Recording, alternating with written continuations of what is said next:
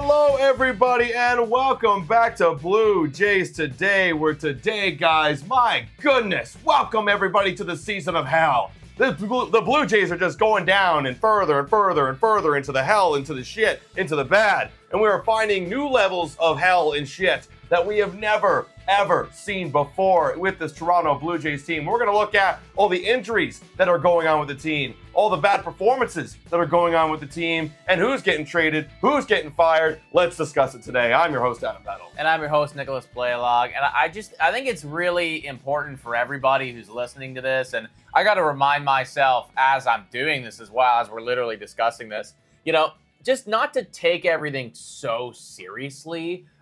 Because at this point, we have entered into a completely new floor. Like, this is uncharted territory. And until proven otherwise, we're not making playoffs. We're not, none of that. That's not we're not even talking. Well, no. we'll look at what the reality is, and you'll all quickly realize it's not happening. That's the thing. It's not happening. You know what I mean? It's like, and honestly, it's kind of a freeing sense when you admit that to yourself as a fan, right? As a fan, you just admit that to yourself and you go, okay, like, we're bad. We're good. We're bad. We're really bad. Absolutely. And I'm okay with it. It's almost like you go through all these stages of grief, right? There's the denial. And there's the lashing out. And, don't get me wrong, guys. I've lashed out. We've both lashed out several times, right? Watch our streams, guys. Yeah. I mean, like, this whole fucking channel has basically been one lash out. And there's a couple other things in there, too. I forget. You guys let me know. But then there's that acceptance piece right now. And I'm not necessarily at the acceptance spot yet, because I'm sure that there'll be a stretch where, the Blue Jays win, like, 3 games in a row, and then I buy back in, like an idiot. To get us all the way back? Yeah, and then I start doing that whole thought experiment. But for right now, anyways, I actually feel relatively calm about this squad. So I want to kick it off on, I guess, kind of like a depressing but also like lighthearted note in a sense. And I challenge you guys, and my question to you is there a more disappointing team in the MLB than the Toronto Blue Jays? With the, keeping in mind as well, and to qualify for this, the payroll, the preseason expectations, the names on the roster, the last season statistics. Is there more disappointing team than the Blue Jays right now? No, not really. I mean, you can make a couple cases right now. Let me just flip over here. I mean, you can make a couple cases. You don't see the Texas Rangers. I mean, they're right there, 37-40, but still, they're in the mix, right? Whereas, like, Texas Rangers coming off a World Series, you're like, oh, okay, like, they got to be right back in the hunt. But they're not. They're just outside. But the Toronto Blue Jays, we've literally hit a point where our playoff odds are at 5%, everybody. Yeah. And again, like you said, with the payroll and everything, and we were just on Jimmy Ballcap's Sports, shout out to Jimmy, stream. He was doing a power rankings. Granted, it's his power rankings. And we were there with the Angels, the A's, the Rockies, the White Sox, who had no expectations of winning at all. And then we're the next guy up in that power ranking. So we are the most disappointing team in MLB this season. I think the only other squads, I'm looking at this the standings right now, and like there's a couple that you could make an argument for, like the Arizona Diamondbacks. They're having a bit of a rough season, but even they have a better record than we do. They're only 2 games below 500, so they're kind of in the mix. How's the Astros? The Astros have completely turned it around. Great, that's great for them. They're in a 5-game winning streak. They're 7-3. They are now 2 games below 500. So I mean, they're gonna do the Houston Astros thing, and they're gonna find their way around it. I mean, you could argue the Mets, but now they're all of a sudden doing really good stuff. So it feels like all the squads that were in that conversation of, this is the most disappointing team in baseball. Well, a lot of those teams are now actually starting to right the ship a little bit. And while they're doing that, the Toronto Blue Jays just aren't everybody. So in this one, as Adam said off the top, we are going to talk about who and when and what's going to happen with this squad, who's getting fired, who's getting traded, and all that stuff. But it just keeps going from bad to worse, because you got the update of our literal top prospect going on the restricted list yesterday. I love that term, restricted list. Right. It's let's just avoid the idea that this guy took PEDs. Like, they never talked about it. He's suspended, and we've kind of talked at length already about this. Just final thoughts. It fucking sucks. It's the cherry on the ice cream of what has just been a shit hell. Literally of what's been the shit hell. I feel like I think I'm gonna like gotta use that word all season, guys. We're in shit hell. Okay, it's shit hell. Yeah. I mean, what's worse than shit hell? Not only just hell, but just shit. It's everywhere. It smells and it's hot. The worst version of hell is where the Toronto Blue Jays are at right now, and it just keeps getting worse. Let's go over to the injury stuff that's happening right now, folks. If you did have any hope at all that the Blue Jays were going to come back into this race, and there is still the tiniest little glimmer of hope. We have a 5% chance, so that's a something. But you kind of need this guy in the lineup, and that's going to be Daulton Varsho. Now, on Saturday, I believe it was, he had some type of injury going down with his back. That's a bad one, man. I mean, like, I have back problems, and I can tell you right now, like, it is not fun. And I sure as hell don't play professional baseball on a daily basis, not nearly at the caliber that this guy does, especially talking about defensively speaking. If he is going to be in any type of, injured protocol, going on the IL, anything like that, then not only does it mean that you're losing his defense and you're losing his offense, which hasn't been incredible, but he has been clutch in times, leading the team in home runs, but you're also going to be playing Kevin Kiermaier and George Springer back to back to back to back. That's the problem, because without Varsho taking over that center field spot, you're basically locking in Kevin Kiermaier. I mean, the only other guy that could play center field is maybe Baroa, but like even at that point, I mean, come on, Baroa had a great AAA season so far. Don't get me wrong, but like this is where we're at this point. Are we really having the conversation like Baroa over Kiermaier? Right. Maybe, but you're going to see a lot more starts now from Kevin Kiermaier. Rogers is going to get their money's worth now. John Schneider, Rouse Atkins are all going to get their money's worth, and then you got George Springer in right field, who has already been getting the playing time. Now there's even more of a sense to keep playing him. Yeah. However, the one thing with George Springer is you do have the one other guy fighting for his spot, which is Addison Barger.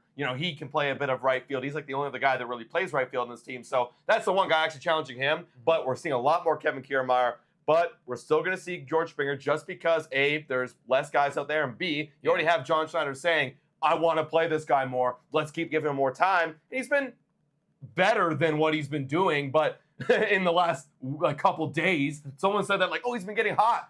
He had a couple extra base hits, cool, but still, on this season, guys, literally George Springer has been the worst corner outfield so far in MLB history. Yeah. Did you not hear what I just said? The worst. Or at least the last 100 years. In the last 100 track years. Of this shit, yeah, last 100.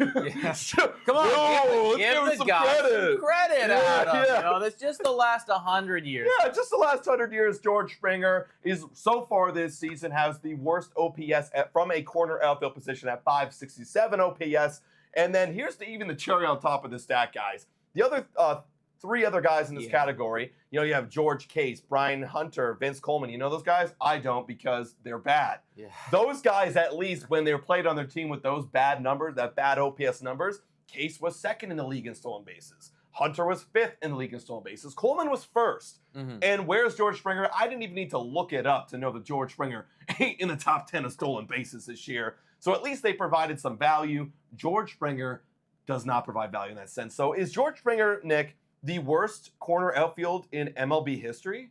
Well, that might be pushing it a bit, because the guy does play some good defense, and it is rough though, right? Like it's obviously not a good look for George Springer, and we've been getting on this guy just extensively. I was just looking at yesterday's game and how it ended, and I believe we had two people on base at the time, and George Springer came up, and we were down by one run, and obviously, what transpires, he's going to get out, and the game is over. So the clutch factor from George Springer just is not there at all anymore. And we're just, we can't keep playing him really, but we're forced to play him based on, had all this injuries and everything, and the amount of money that he's getting paid. So the fact that he is up there in the worst lists of all time, that's not a good look, and that's definitely not something that you want for your highest paid player on your team, because it's not like we're talking about somebody that gets paid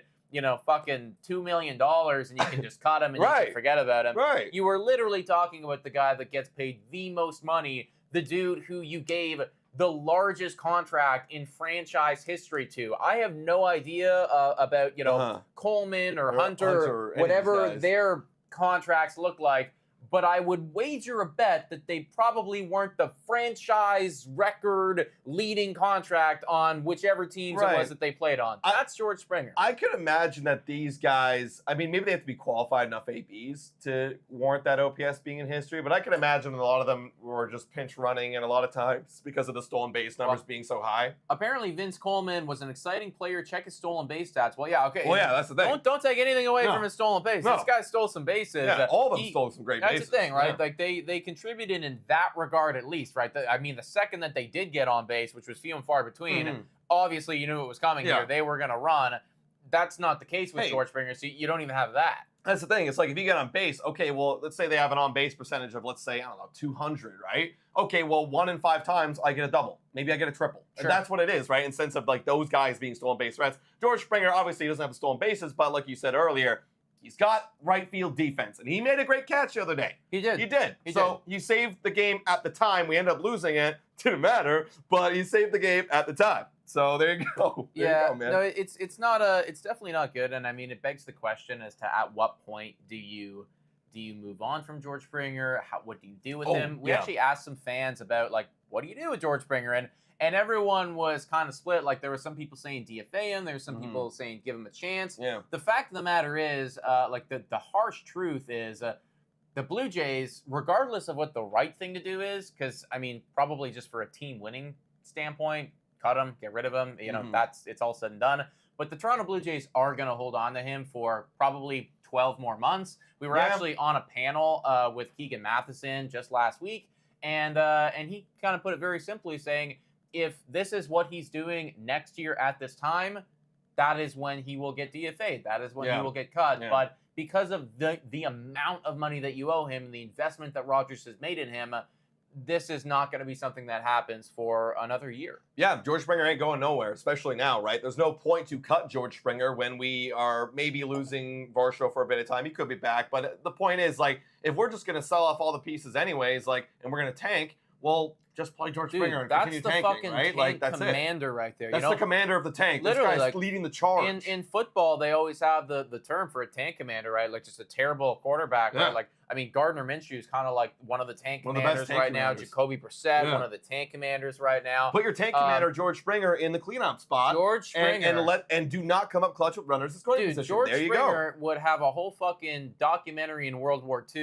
you know, about how he led the tank mission in some capacity, like with the way that he is tanking right now. And honestly, that when I keep seeing him in the cleanup spot, it's like, of course we're tanking. Like, what are you doing? What other logic would there be? You know, I'm starting to believe that. Like, I made a tweet like earlier this week. I'm starting to believe the Blue Jays are actually trying to tank.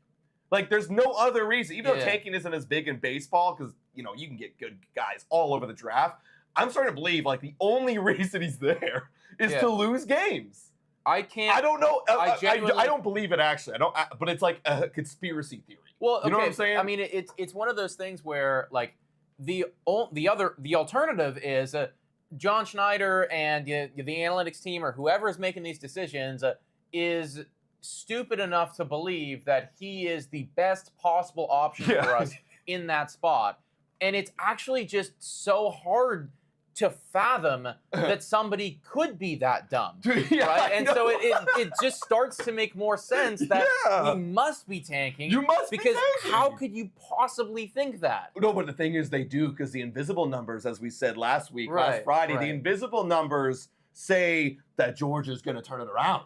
So we have to put him in the prime spot to when he does turn it around. I mean, Zerbit in the chat right now. Shout out to the 253 legends in here, by the way, guys. If you haven't already done so, hit the like, smash the subscribe button.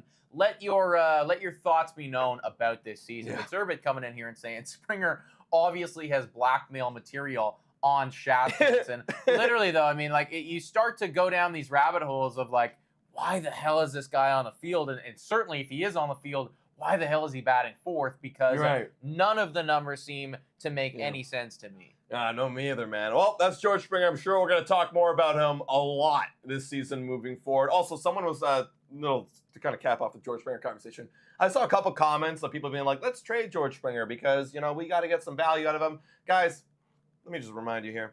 Are you going to be trading for the worst corner outfield in the history? All right, let me flash over here. Worst corner outfielder in the history of baseball? Yeah. No, for $25 million? No. You would never trade for that. So it's not possible, guys. So just cap that off. George Springer not being traded. George Springer, we're stuck with the tank commander. Let's go. It's a release, it's a cut, it's a DFA. Yeah, that's all it is. And that is only ever what it is going to be. And if you did trade him, like you would, I actually don't even think it's possible, because even if you paid for legitimately 100% of his contract, I actually don't know who else would want to have that guy. Yeah, I mean, if you pay, well, I guess if you paid for 100% of the contract, yeah, that's the thing. Because it's like he's actually the worst ever. Like he's the worst ever. You know? It's like there's got to be somebody better in your minor league system. Maybe the A's or something, and then it's like, but even why would they want him? You know, like I guess they want a tank, right? I guess. If you're looking for a tank commander, there is no one better. And then I guess because you have him for 2 more years, if we paid off the whole contract, then it's like, okay, well then at least maybe he turns around and we trade him, and it's like a free trade. Like he has no money attached to it. But then again, why would the Blue Jays do that? It doesn't make any sense. That's the thing. It will never happen, guys. Let's move on and talk about some other just terrible news, guys. Jordan Romano. Literally forgot about this dude, but the bullpen is in shambles. Jordan Romano is not on the team right now, and he's having a bit of a rough go at it right now. Yes, Hazel May tweeted out that Jordan Romano felt elbow soreness after long tossing from 120 feet. He's being shut down from throwing for a couple days. The plan was to have him throw off of a mound today or tomorrow. This was also tweeted out on 2 days ago. Yeah. And John Schneider came out and said it's not ideal, which is definitely putting it mildly, because Jimmy Garcia is, not doing great either. And, multiple other people in the bullpen aren't doing good. And we'll get to Eric Swanson in a bit, but that guy, I have no idea what's happened to him. So Jordan Romano, there might honestly become a point in this season where they just, really shut him down. I would just shut him down. Look, again, we're trying to change the narrative of how we're viewing this team right now, everybody.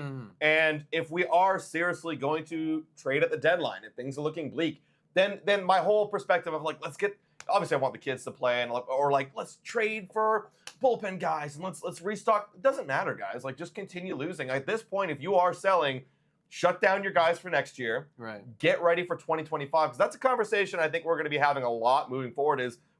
Is there a reality where we can compete next season, depending on who we trade for or trade away and who's left on this team? So I think we just shut him down. Don't rush him back. Let the tank continue. Get a good draft pick. Yeah, I think right now, the devil in me wants us to just ship everybody off and completely commit to the rebuild. And then, obviously next year we are not in contention. We are not competing.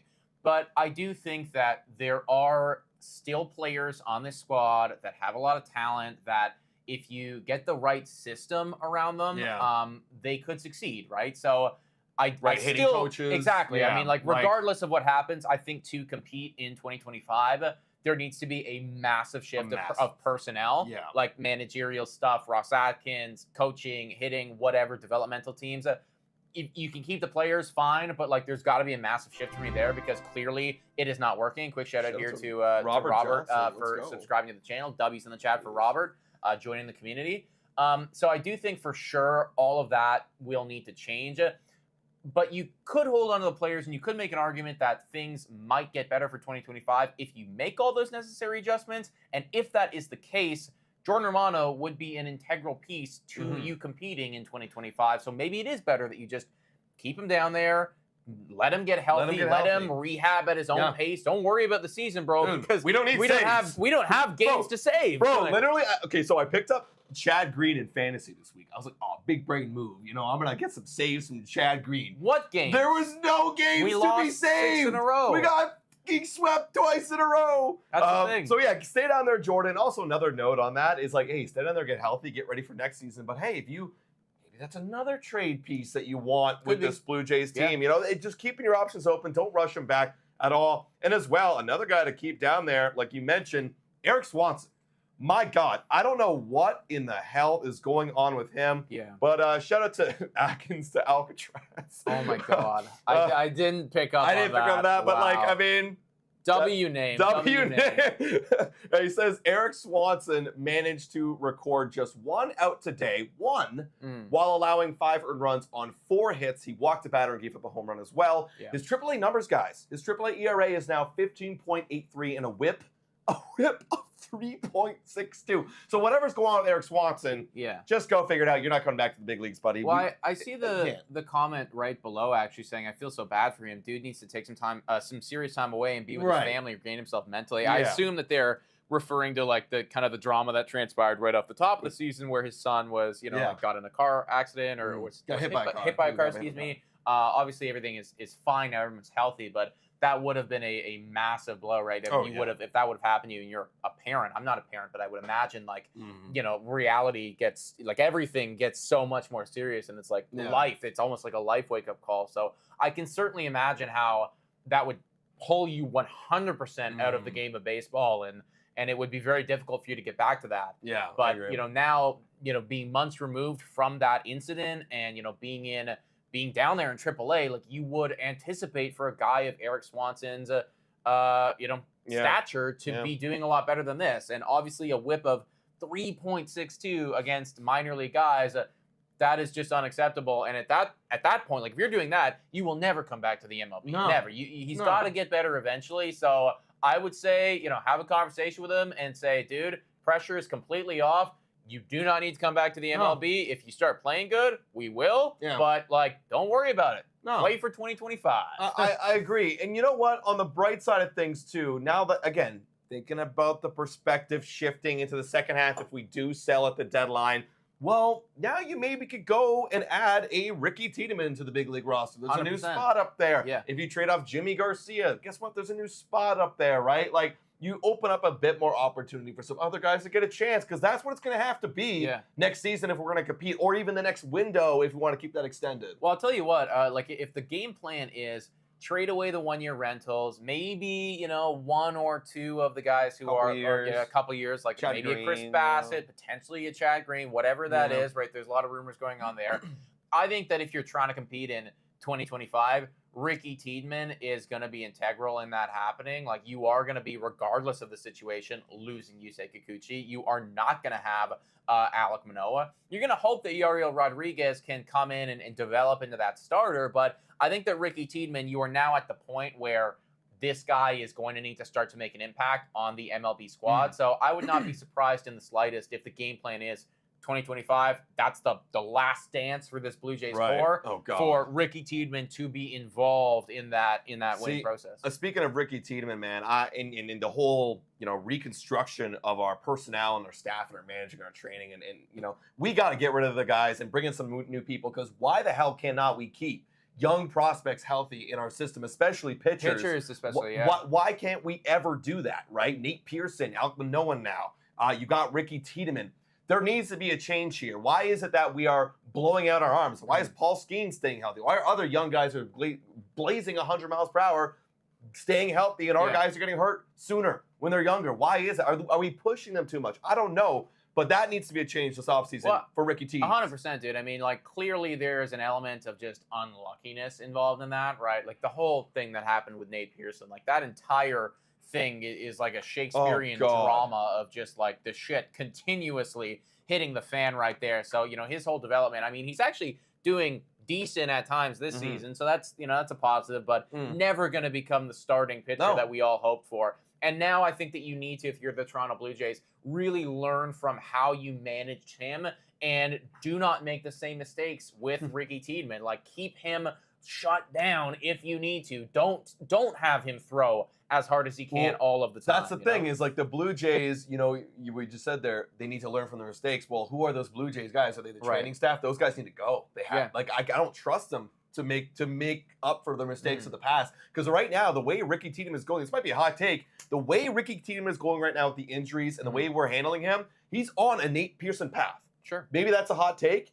But it's kind of not, man. I don't think it is. He's literally getting hurt at the same, younger than Nate Pearson, younger than when he was coming up for the Toronto Blue Jays. And he could end up being just a middle bullpen guy that we were like, wow, remember when Ricky Tiedemann, remember we talked about him? Yeah. That's where he's on until we fix that, until we fix the staff right now. On this we can't have that happen, folks, because again, if this team wants to compete in 2025, he will become a part of it. Liz McGuire commenting, and if you are the Liz McGuire that I think that you are, the one that, got the baseball to the face, and we met literally last week. Shout out to you. It was lovely meeting you. They're just saying that it's a lot to put on a prospect, and I completely agree with you.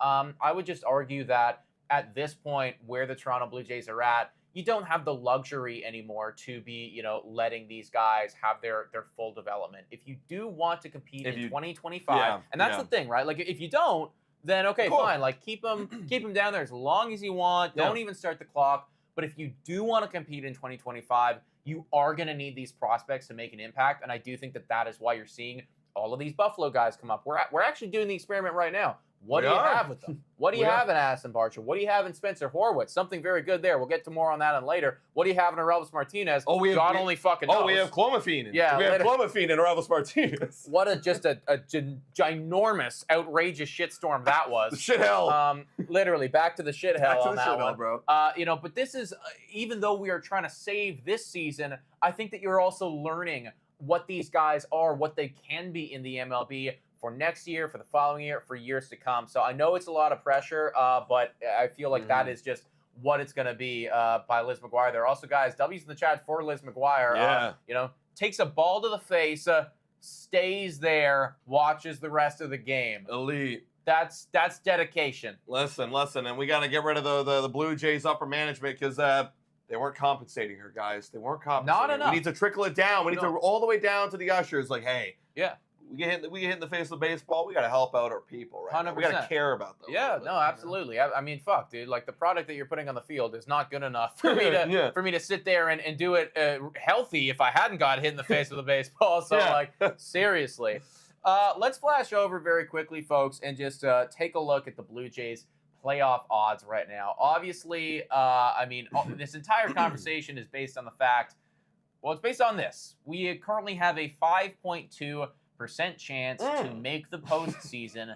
That is the lowest mark at this point of the year. So it's June 24th right now. That is the lowest mark at this point of the year since 2019. So this entire time, effectively, that we've had this core, that we've been in this window, that it's Vladdy and it's Bo and it's, it was Kevin Biggio, not anymore. But, this whole window here, this is the lowest that we've ever been. We are absolutely at rock bottom with this team. We are not 100% out of it because actually when I was looking at this, you guys know I'm a big Green Bay Packers fan. Last year, very similarly, the playoff odds for them were actually literally this low. It was very bad. And we were midway through the season. I thought it was completely done. And it was actually when I took myself out of it and stopped caring about us winning games that they did start winning games. And that's what the Blue Jays got to do. Yeah, that's not saying that my fandom has anything to do with the success of this team at all. But seriously, the second I stopped caring, they started doing well. So who knows? Maybe the Blue Jays, now that I am out of it, they're going to start doing well. But it is clearly a very long shot. It is, and I think it's even lower. A lot of people are saying that 5% is generous. Well, here's why I think it's even lower, because they're right now considering that the Blue Jays team that they have right now sticks together. This team will not be sticking together for very long. They actually, and we'll look at the schedule in a bit, actually, screw it. They have to go in the next 20 games to get back to 500. To get one game below 500, they got to go 13-7 against Boston Red Sox, the Yankees, the Houston Astros, the Seattle Mariners, who are now good. The Giants, the Diamondbacks. You got to go 13-7, and then to get over 500, it's 14-6. So we have to do that to somewhat keep this team together. Yeah. And we're not going to do that against these teams. So I think it's even lower, like 2.5, 2.2, which if you think about all the times we watch the Blue Jays games, we look at Baseball Savant and where we are in the game. This is like it's in the 8th inning and we're down by 5. Yeah, imagine that trying to come back down by 5 with this Blue Jays team in the 8th inning. No, 100%. It's not going to happen. We're done, basically. We are done unless something completely dramatic happens, but until proven otherwise, that's why we said off the top of the show, don't take it too seriously, because you're just gonna hurt yourselves if you do. Which obviously then begs the question, and I've seen several people in the chat as we've been live talking about it, who's getting fired, when are they getting fired, why has no one been fired yet, which is, I think, actually a very big and important quite question. Incredible. Let's take a look over to Sophie's tweet right here. And also, quick shout out to Sophie, who wrote the first article about Daulton Varsho. Go check it out. Check it out there over at Jay's Journal. They do some incredible work. Sophie, a longtime viewer of this channel, she is now associated with them and doing some other incredible stuff over there. So shout out to her. But she says, looking forward to the show, guys. Thank you. Quick question. If, God forbid, we get swept again, could you see any firings? And if so, who? See, at this point, someone should already be fired, right? At this point, someone should be gone. A coach, a hitting coach, Ross Atkins, someone should be gone. If they get fired again, it even further, confirms my belief that someone should be fired. Absolutely. But I just do not see it in Ross Atkins' cards right now until until we start to sell guys. I think we're going to ride with this ship of coaches until we start selling. And then once it's sold, then, I mean, at that point, you might as well just ride the rest of the season because who cares? And then figure out in the offseason. As much as it should happen, firing guys is a way to try to save the season. If you are just going to, if Ross Atkins is staying true to his word, which we know sometimes he doesn't. No, he doesn't. If he is, and he's going to let this ship ride, then I just don't see it. I don't see it happening. But I'm with every single one of you in thinking it should absolutely happen at this point. Someone needs to be punished. Correct me if I'm wrong, man, but and maybe people in the chat remember this, but I'm pretty confident I was saying May 23rd. Yeah. Like I think it was May 22nd, May 23rd. I remember that. It was Detroit that series. That was the day where I was like, all right, if we lose against Detroit, we lose against the White Sox or whatever the scenario was, John Schneider is officially getting cut. That was a month ago, So, we are now in such uncharted territory because you're absolutely right. Somebody should have been gone by now. Somebody should have been cut. If it wasn't John Schneider, then it's Don Mattingly or, Guillermo Martinez or whatever. I don't actually give a fuck. But somebody has got to take the fall for what has just been an absolutely abysmal season so far. So, as much as I want to say that if they lose the next 3 games in a row, if Boston comes in and just destroys us, which is probably going to happen, somebody's going to go.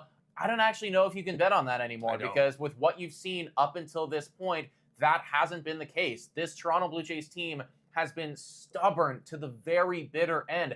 They see the comments on Twitter. They see I'm sure they get emails, I'm sure they get emails. The people walking into their stadium and calling out for the firings, right? They know that people are doing it and they don't care, which really, again, makes me question who is running this team. Why are you doing this? Probably to try to save your own job. And that is the most frustrating thing right now about the Toronto Blue Jays is that about a month and a half ago, 2 months ago, we stopped managing this team, maybe even longer than that, actually. Oh, we have stopped managing this team. We stopped managing this team for the purposes of winning baseball games and getting better. And we started, and when I say we, I'm talking about Ross and Mark and John and whatever. We started managing this team for the sake of saving our own skins and trying to make it to the end of the season with a job and all of that. So I completely agree with everyone that says John needs to go and Don needs to go and Ross needs to go and fucking you name it. They probably need to go if they are associated with the Toronto Blue Jays. But Adam, you are also right. Ross Atkins does not want to do it. And it comes down to the fact that if he does do it, well, clearly now it's not their problem. You're the problem. And he doesn't want to show it. I mean, clearly everybody knows it. But by firing everybody now from Ross Atkins, he's the one doing it. Well, now it's clear that you're the problem. So it's just he's just trying to save his own job. You've mentioned it before, and you just mentioned it now. Just trying to save his own ass. Yeah, because let's go through the rabbit hole here. If Ross Atkins were to fire John Schneider, then the only way that Ross Atkins manages to stay alive after this season is if this team miraculously has some monster, dramatic surge of energy. And we go 14-6 we go, in the next 20 You're days. Right, exactly. And because John Schneider's gone, right? And let's be realistic. Is the guy sitting in the dugout, and maybe you totally disagree with me, feel free to disagree with me, is getting rid of that guy going to change the way that 26 players play on the field, it's just not. Unless he's completely lost the room. And we've actually heard from some insiders, credit to Keegan Matheson, credit to Caitlin McGrath, we've heard from some insiders that they do believe, and they're in the room day in and day out, that John Schneider hasn't lost the respect of this team, which, I mean, I don't understand. But again, I'm not there. They still think that these players are willing to play for John Schneider. And if that is the case, then yeah, we can get rid of them. And I think that will satiate our appetite for a little bit. But the fans' appetite. Yes, exactly. Exactly. But I don't think that we're going to dramatically get better. I think that there's just so many holes in this season from hell that is tough. The shit hell. The shit hell. You know what? And I'll even say this. This might be a hot take. I think firing John Schneider might actually make the players play worse. Because that indicates, well, it's over. Well, we're done. Actually, Adam, I can tell you right now that for some of the players, they actually can't play worse because they're the worst players in fucking history. Literally. It's actually impossible. Right? You know? So, hey, maybe if you want to start tanking, fire John Schneider. Let Don Mattingly run the team. Let's get to something a little bit more positive, everybody. I want to talk just for a second about a special young player who is making waves right now for the Toronto Blue Jays. He is putting in work, and he is doing a really damn good job. Let's shout out the Jay of the Week. Let's go. No graphic right there on video platform, guys. We're doing some tech things. So Jay of the Week. Yeah, Jay of the Week. Jay of the Week. All right, and this week's Jay of the Week, back-to-back Jay of the Weeks. Everyone, guess it in the chat. I think they'll know. I think you guys should know. Boom! You got it. It's Mr. Horwitz, everybody. Let's effing go. Let's go. Yeah, Horwitz, phenomenal. This is the one guy who is just, you can't say anything bad about him at all. I mean, like, I looked at his numbers after yesterday's game. 2 homers, by the way, in yesterday's game. Oh, God. Yeah. The OPS right now, and this is a very small sample size, but it is well over 1. Yeah. He is delivering time and time again. He was thrown into the fire, which I just think is so much more impressive because it's not like you started this guy in the 6 or 7 or 8 spot or anything like that. It's not like you started him on the bench. You brought him up. He was playing. He was batting second. He was batting leadoff. He has continued to do so, and he's continued to put up, in this past week, amazing 429 batting average, 579 on base percentage. If you are at the top of the lineup, then that is your one job, and you are doing it better than anybody. And on top of that, he had an OPS of 1.508 across the board. Spencer Horwitz, he's a special player. And to give him some credit, I mean, we know we've had some miscues or miscommunications with like pop-ups in the infield. Spencer Horwitz not really used to that position and who's getting what ball, running into a couple guys in the outfield, running a couple guys in the infield. But I got to give him some credit. He made an incredible play on Sunday, diving over 100-mile-per-hour exit velocity off of Jose Ramirez, diving to his right, making the snag, making the throw. Yeah. Hopefully the defense can be that. I mean, that if it was that good, that'd be amazing. Sure. But if he can give me some above-average defense, then we've got a great player on our hands. In the future, as some people are saying, of the Toronto Blue Jays. Yeah. This is what we got to be looking for this season is who's going to take over for these Blue Jays when we start selling off some pieces. 100%, dude, 100%. Spencer Horwitz is delivering right now. Speaking of selling off some pieces, just quickly, everybody, there has been a lot of trade speculation, and we are going to have a video coming out tomorrow morning breaking down all of the latest trade rumors, everything that is transpiring with the Toronto Blue Jays. And let me tell you, it is plentiful, folks. But the conversations are really starting to circulate more and more about Vladimir Guerrero Jr. and Bo Bichette. And the more that I think about it, it really does just come down to a mindset thing for me. Yeah. If you are trying to compete in 2025, they stay put. If you are ready to throw in the towel and you can get a haul because their values will never be higher, right? Right. Guerrero's especially will never be higher than it is right now. And a lot of the proposals and trade reports going on right now are suggesting minimum 1 top 3 prospect and then some, and maybe even more than that.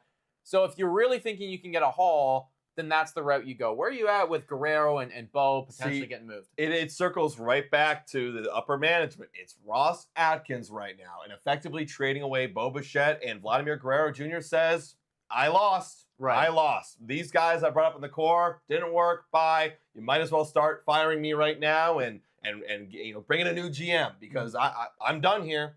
My time is over, right? So for me, yes, it makes sense from I'm managing this team and I'm going to be here long-term overall perspective, but it doesn't make sense from Ross Atkins' perspective. And I also think, too, I don't think that, like, Rodgers would really entertain or even, like, want that idea. I don't know how much say they've got in this kind of decision-making, but I don't know the odds, but I got to imagine Vladimir Guerrero Jr. has the most jersey sales of anybody on this team. Sure. Bo Bichette's probably there right number 2. So it's like when you cut away those two guys, then what are we? What product are we putting out in the field right now from, you think about a fan base as a big circle. Yeah. You got your hardcore fans who are going to be there, season ticket holders, no matter what. We're there, diehards, through thick and thin. And then you got an outer core that's like, hey, I just want to watch, like, my favorite player, Vladimir Guerrero Jr., Bo Bichette. And I want to watch, like, some baseball. Then you got the outer layer where it's like, I don't care what I'm watching. I'm just here to eat the hot dogs and drink the beers. Beer, yeah. But you're going to lose a chunk of that core that's like, well, F this team, and I'm not showing up. Yeah. I'm not going to buy jerseys. You guys are going to lose revenue. So that doesn't sound like a good investment if I'm Rodgers, this season at least. It's the money is definitely a big factor into this. Because you've got one more season of potential revenue and everything. Potential revenue, right? Potential jersey sales, even if the team is going to be garbage. I think for me, the one thing that I keep coming back to when we're talking about Ross Atkins, because we're playing out the scenarios of him doing his best job to save his job, and regardless of how you spin it, he's not doing a very good job of that. Is there actually any reality with the trajectory that the Toronto Blue Jays are on right now that Ross Atkins isn't fired in the offseason? Like, would Rodgers, would they give him one more year of this core? Would they do that? Maybe. Because I mean, how long is his contract? I think it's still 2026, if I'm not mistaken. Is that the case, everyone? I mean, what would the odds be? Again, from a fan point of view, I'm like, of course you got to fire him because we got to begin the new rebuild and da-da-da-da. But there is still one more year of Bo and Vlad. And if he keeps them, I don't know. Like, if that happens, I think that'd be so bad for the diehard fans. You would be stabbing them in the face. I feel like that right there is Ross Atkins' Hail Mary in the sense of, well, we still have Bo, we still have Vlad, we're still in this era. We still got Gosman, we still got Bassett. Still have this, this is my team that I built together. You have to give me my final year to see it play out. Like, that's his one Hail Mary. And I think that the intelligent human being would say, fuck no, you gotta go. This is not is not working right now. Your Last Duel Gaming saying he's there until 2026. He's saying in Last Duel Gaming saying Ross is staying.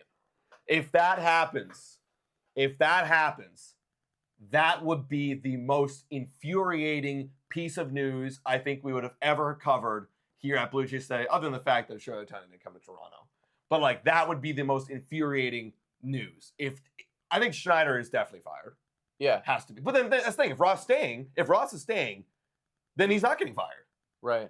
If nobody got fired, that would be incredible. Well, for me, what would piss me off so much is the only way that I'm going to make it through this Toronto Blue Jays season is by knowing that the light at the end of the tunnel is these guys are going to get fired in the offseason. Yes. Ross Atkins and John Schneider will get fired in the offseason. That is the light at the end of the tunnel for me and is the only thing that is going to keep me watching games in 2024. If we get to the offseason and Ross Atkins does not get let go and somehow convinces Rogers Communication Company that, well, we have one more year of Bo and we have one more year of Vlad, so because of that, you got to keep me for this last little push of our wave. One more year, yeah. Oh my God. I don't know how, I genuinely don't know how I could go on as a Toronto Blue Jays fan if that would be the decision and the direction of this team. I think I'd be sick. I'm getting sick. I'm literally getting sick thinking about it. Because that means another year of, we're not doing anything this offseason. We trust the guys. We trust our guys. It's another year of the shit cause going straight to hell. What's even worse than the shit hell?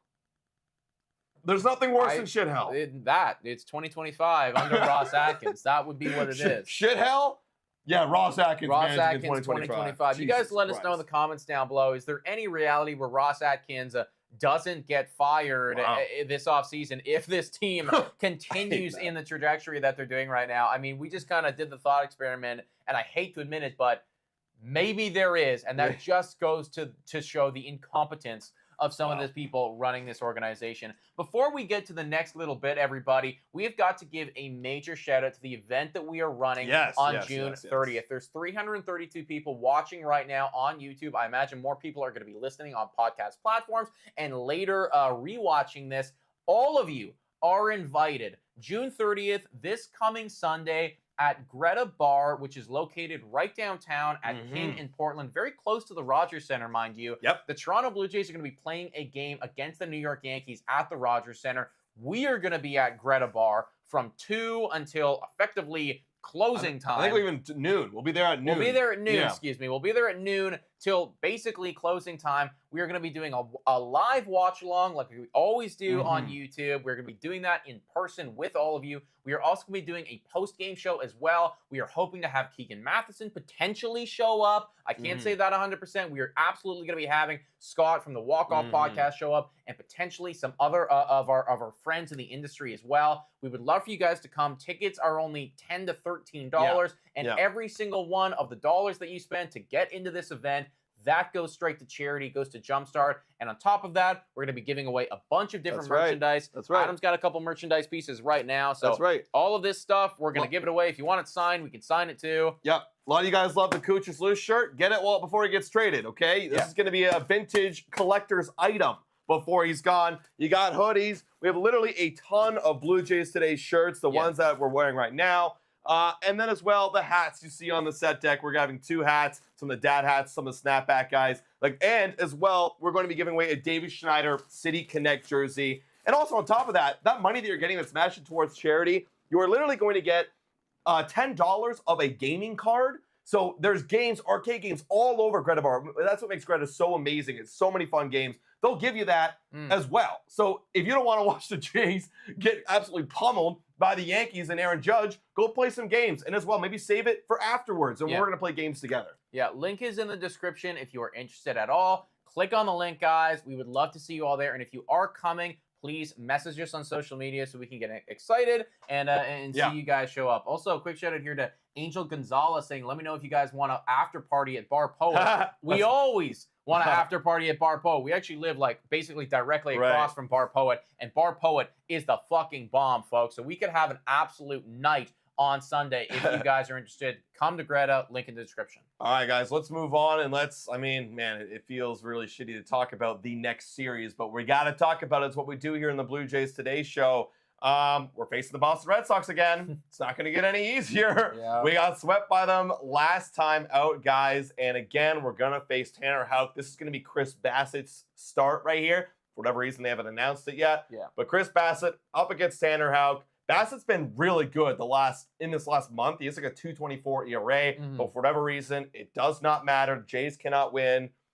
What are you thinking here, Nick? Well, the numbers are starting to come around for both teams, everybody. A while ago, several weeks ago, we were looking at the expected win-loss percentage, and the Boston Red Sox are really good at baseball this year, and their record for a long time was very surprising. They were flirting around that 500 mark, actually below 500s at some point, which never made any sense to me because they have a top 10 offense and a top 5 pitching.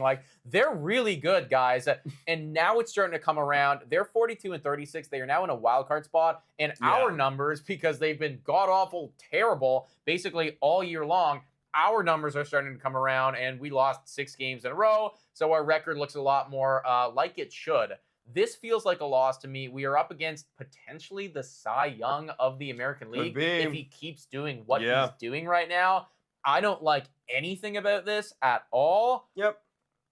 We're in Boston. We're at Fenway Park. There's nothing here that seems redeemable. I have to say that the Boston Red Sox are going to win this game. It's an easy L. I mean, we can't even beat guys with a mid-4 ERA. Easy L. Smash it in the books. But before we move on to the next series, let's actually talk about Betway and what we should be betting on in this game. Whoa! Time for your daily Betway breather. A quick reminder that the best place to bet is on Betway. Must be 19 years of age or older to play. In collaboration with iGaming Ontario, please bet responsibly. Now, back to the content. Shout out to Betway, everybody, for being absolutely phenomenal. At this point of the season, as much bias as we have, we just cannot be betting on the Toronto Blue Jays. We got some interesting ones we're riding with tonight. You have The Boston Red Sox having the highest scoring inning. That makes a lot of sense. 2.1 times your money. It's a bit of a gamble, but there will be a blow-up inning, I could imagine, at the 100%. end of Bassett's start. There's going to be a bullpen shenanigans, and, we've been overworked this week, so I can imagine it happening. If I'm going to bet on it, we're certainly not going to get multiple run innings. No. We're not going to get that. Can't be betting on that, everybody. And then from my standpoint, I'm saying that the Boston Red Sox are going to win, and that they'll be under 10.5 runs in the entire game. Low scoring affair from the Toronto Blue Jays up against potentially the Cy Young, and Boston comes out on top. I like Mariana's prediction here of 4-2 Boston. I like Daniela's 6-2 Boston. That's kind of where I'm at for this game, which sucks to admit. But Blue Jays are going to lose this one, and the streak's going to go to 7. Yeah, I agree. Well, let's see if the streak goes to 8, guys, because on Tuesday, we're going to have, I believe this is going to be Kevin Gausman. And my goodness, Kevin Gausman's having a rough season this year. Up against Brian Bale, who is also having a rough season, but granted. Is this the same matchup that we had last week, or was it a different one? Don't know, actually. I don't know. I think it is, actually. I think it is. I think Bale was on the 3rd day and Gausman was on the 3rd day. Okay. Well, obviously we lost that one. So, I mean, this one feels to me like the one that we're most likely to win. And there was opportunities in that game where Bale was kind of gifting us some stuff. The Toronto Blue Jays, correct me if I'm wrong, we did claw a couple across. And we committed 4 errors in that game. So that also contributed a lot. It was very bad. I think that this is where the losing streak ends. I don't think that we're going to get swept again. I just how can you keep predicting that? Eventually, somebody's going to have a good game. This is where the losing streak ends. Toronto Blue Jays would be 36-43, according to my prediction. Woo! You know what? I'm with you, too. If we're going to win one, it's got to be this one, because the next one I do not think we're going to win, because on Game 3, you got Crawford. Again, the win-loss record doesn't predict it, but great pitcher. We're bad. This is going to be Yariel Rodriguez, who did not look that good in his first start, got blown up. And at this point, man, I'm still considering his starts bullpen days. So it's going to be another L here for the Blue Jays, where we just can't control it. It's going to get out of hand, and it's going to unravel for the Jays, and we're going to lose this series. I'm going to agree with you on that one. And before we get to the next segment, I just want to talk a little bit about the pitching, man, because we've relied so much on the Toronto Blue Jays pitching, and the offense is what gets all the criticism. Rightfully so. Our offense is just terrible. But recently, our pitching has just not been doing it. Actually, we were listening into to Jimmy Ballcap Sports stream earlier this morning. He was doing a power ranking stream. Shout out to him. Incredible baseball content over there. Good friend of the channel. And he was talking about Yusei Kikuchi, and he was like, Blue Jays, stop playing him. He's losing trade value right now. And it's true. Yusei Kikuchi, all of a sudden, look at that. He hasn't been very good, right? In the last month, he's got a 7.11 ERA and a whip of 1.82. For real, right? He's not been great. Jose Barrios, all of a sudden, has been falling back to earth. Kevin Gausman with the 3.9 ERA, it's good, but it's not Kevin Gausman level good. And on top of that, right, like you said, the bullpen day of Yariel Rodriguez and, Bowden and God knows who, right? So, what happened here? Man, it's you can't have everything going at once, guys. And last year's pitching, I really do think was an anomaly. It was. A lot of people talked about it, right? Can the Blue Jays pitching staff really be this good again? And we're seeing that a few injuries here and there, and the answer is, or the question's been answered. No. It's very hard. It's very hard. We're actually, I just checked right now in the league, we're about 16th ranked in ERA. That's a mid-pitching staff. Yeah. Right? And with their offense being bottom tier, there you go. That's all you need to know. That's the thing, right? That's fine. 16 is not great by any stretch of the imagination. But if you had a top 8 offense, well, now you can argue that you're the 11th best team in baseball, or whatever that math would work out to be, right? You'd be good enough to make a wild card spot, and maybe if you get hot at the right time, you could go on a run. But when you have the 16th best pitching, which is supposed to be our biggest strength and what we were relying on to be top 5. We needed these guys to be dominant, and we're not getting it. Look, in 2021, arguably the most exciting Blue Jay team we've seen on this channel's history. I think they had literally a 16th ranked ERA in baseball at the end of the year. Still didn't make playoffs. And they still didn't make playoffs, but our offense was top 2, I think, or I think their first. offense was best. I think it was the best in baseball, and they were just there. They got 91 wins. They just missed out on it, but that was one of the best teams we've ever seen. Yeah. And that's the difference right there for the Blue Jays. Yeah. Offense is literally the complete opposite. Complete difference right there. Laura Lee saying, hit the like for the boys, guys. If you haven't already done so, hit the like, smash the subscribe button, and let us know on our social media or comment down below if you're going to be joining us on June 30th, this Sunday, for that Greta event. Let's get to the final segment of this video, everybody. It's time to spin the wheel. The spinning fortune, baseball, colorful, future determining, stat analyzing, and it's a wheel that we spin every week. It is, in fact, a wheel that we spin every single week. I see that you got a couple on me. I did get a few. I've got George Springer, Case, he had 8. Varsho put up a good fight, though, 6. Right. But George Springer just is too And dominant. if I had Varsho in that final game, I might have had a chance. Might have a chance to tie it, maybe at least, right? And then I had runs, Vladimir Guerrero Jr., Babe Schneider. Leadoff guy, no more in the top part of the lineup. Yeah. That's the thing. And then Vladdy, he obviously scored a few runs with a few homers.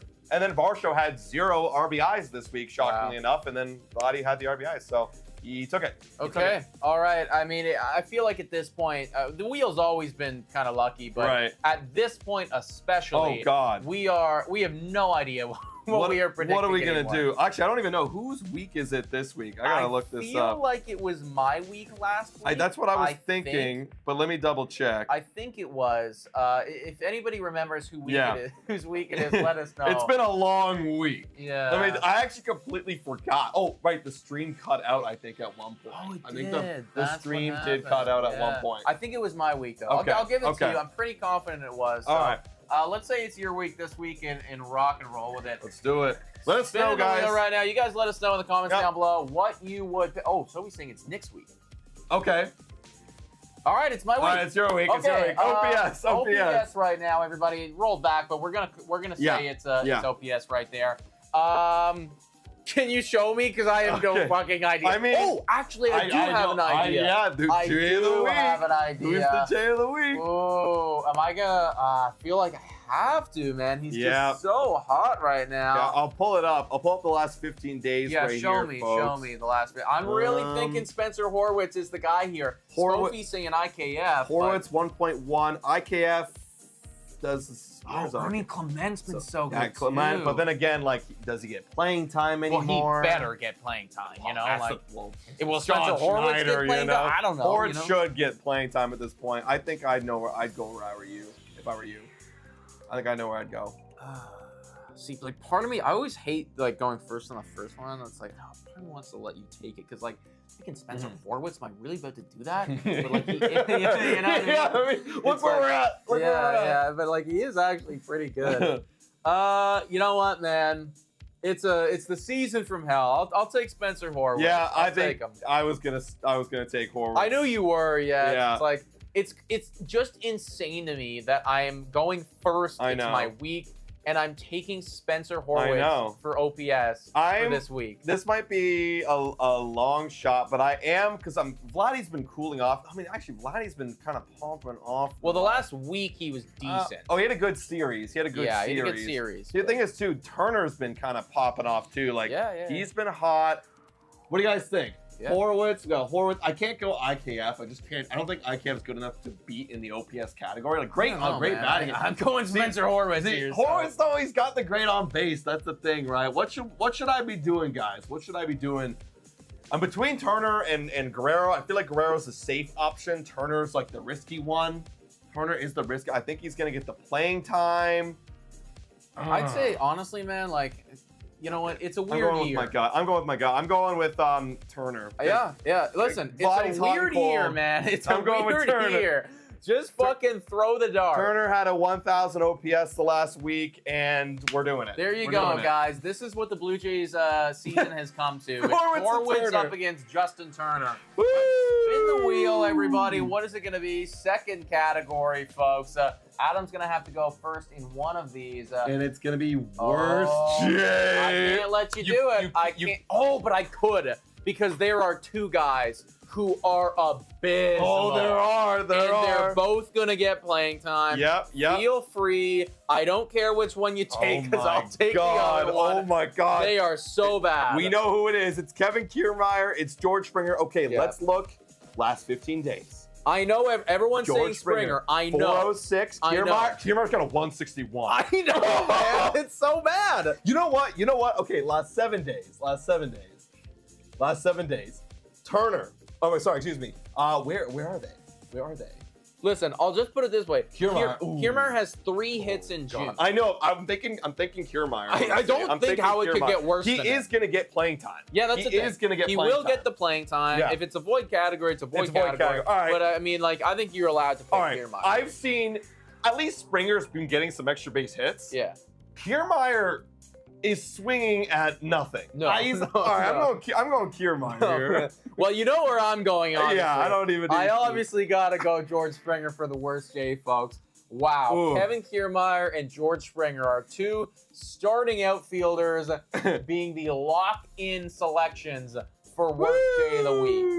This is a sad place to be, folks. Yes, it is. I just don't know if I can beat your guy, man. Kiermaier's unreal He's bad. on another level of bad. We talk about Springer because he gets the playing times, but Kiermaier's underrated. Kiermaier is like a sleeper, dude.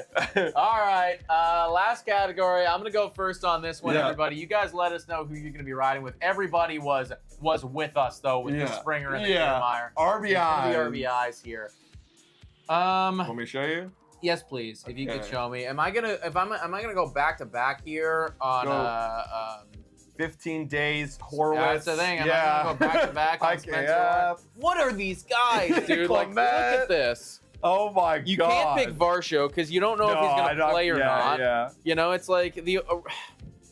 Wow. I think we just got to double down on our guys. I'm gonna go with Spencer Horwitz. I can't double down on. Oh, I could double down. You could, man. You could. Yeah. He is gonna be in a prime RBI spot.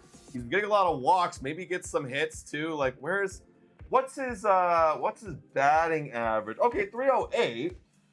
IKF's up in the leadoff spot now. That's the thing. He's a leadoff guy now, so I don't feel like I can pick IKF.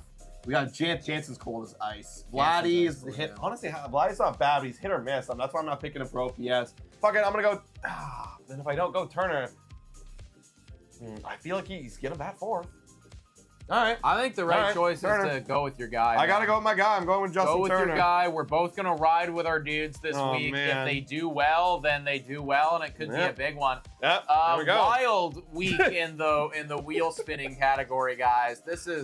I have Springer and Horwitz. Yeah. Wow. Davis. We can't even go Davis, dude. He's batting 8th. No, and Davis is ice cold. He's getting cold. Honestly, everybody. Everybody's. Moral of the story, folks. The Blue Jays are in the shits. It really can't get worse from this. But maybe it can. You never know, guys. You never know. Thank you so much to everybody who's tuned in for this Blue Jays Today show, guys. We are going to be live later this week doing the 9x9x9 challenge. Ooh. That is going to happen either Wednesday or Friday, one of the two. We still need to discuss, but the second that we figure that out, we will let you guys know. On top of that, big video coming out tomorrow, breaking down all of the recent trade rumors, so stay tuned for that in the morning. And come and join us at Greta on June 30th. Let's go. Thank you guys so much for watching. And as always, guys, go Jays, go! There's no music.